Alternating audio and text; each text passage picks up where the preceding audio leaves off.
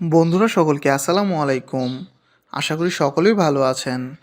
তো বন্ধুরা, আজকের ভিডিওটি খুবই স্পেশাল হতে চলেছে, কেননা আজকের ভিডিওতে আমি আপনাদেরকে মোবাইল চার্জিংয়ের চমৎকার একটি টিপস শেয়ার করব এবং এই টিপসটি বা এই অ্যাপসের মাধ্যমে যে বিষয়টি দেখাবো সেটি দেখলে আপনি অবাক হয়ে যাবেন।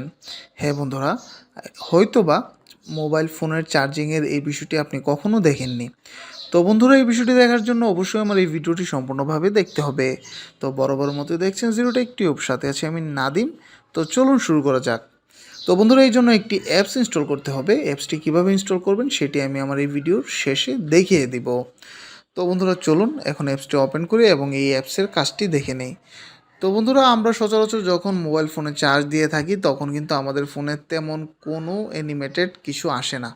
জাস্ট আমাদের ব্যাটারি আইকনের মধ্যে একটি বিদ্যুতের মতো একটি চিহ্ন ওঠে, যেটাতে আমরা বুঝি যে এখানে চার্জ হচ্ছে আমার এই ফোনটি।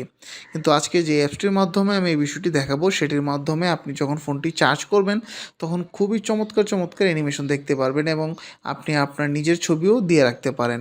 তো এই জন্য সিম্পলি আমি আমার ফোন থেকে অ্যাপসটি ওপেন করছি। তো বন্ধুরা, অ্যাপসটি ওপেন হওয়ার পর আপনাদের সামনে এমন একটা ইন্টারফেস চলে আসবে। এখান থেকে সিম্পলি আপনারা ক্লিক করবেন এগ্রি অ্যান্ড কন্টিনিউতে। এগ্রি অ্যান্ড কন্টিনিউতে ক্লিক করার সাথে সাথেই আপনাদের সামনে এমন একটা ইন্টারফেস চলে আসবে। এখান থেকে বন্ধুরা আপনারা উপরে ডান পাশে ক্রস করে দিবেন। ক্রস করে দেওয়ার পর সিম্পলি আপনারা এখান থেকে চার্জিং যে লেখাটি রয়েছে চার্জিংয়ের উপরে ক্লিক করবেন।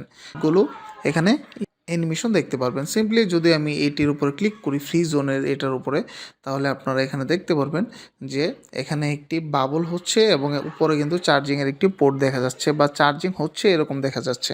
আপনি ইচ্ছা করলে কিন্তু এটি আপনার ফোনে সেট করতে পারেন, যখন আপনি চার্জ করবেন তখন এইরকম অ্যানিমেটেড হবে।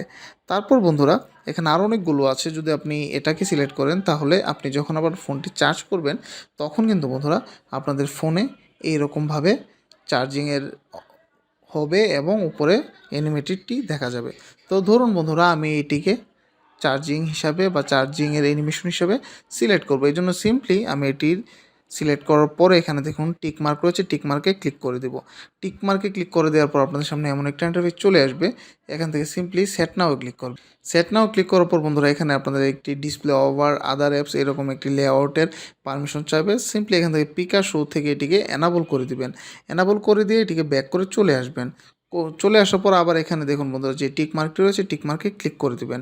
টিক মার্কে ক্লিক করে দেওয়ার পর এখানে কিছু সেটিংস আছে, এগুলো আপনি করলেও পারেন না করলেও পারেন। যেমন এখানে প্রথম রয়েছে সেট আপ টিউটোরিয়াল, তারপর রয়েছে প্লে ডিউরেশন। প্লে ডিউরেশন হচ্ছে এটি কতক্ষণ এটি থাকবে, আমি এখানে 10 সেকেন্ড দিয়ে রেখেছি। তারপর হচ্ছে ক্লোজিং মেথড, মানে ডাবল ক্লিক করলে এটি ক্লোজ হবে এরকম। তো সিম্পলি আমি এখানে কোনো চেঞ্জ আনতে চাচ্ছি না, এখানে জাস্ট এরকম করে এটিকে জাস্ট সেট নাও ক্লিক করে দিলাম। সেট নাও ক্লিক করে দেওয়ার সাথে সাথে দেখুন সেট সাকসেসফুলি কিন্তু হয়ে গিয়েছে।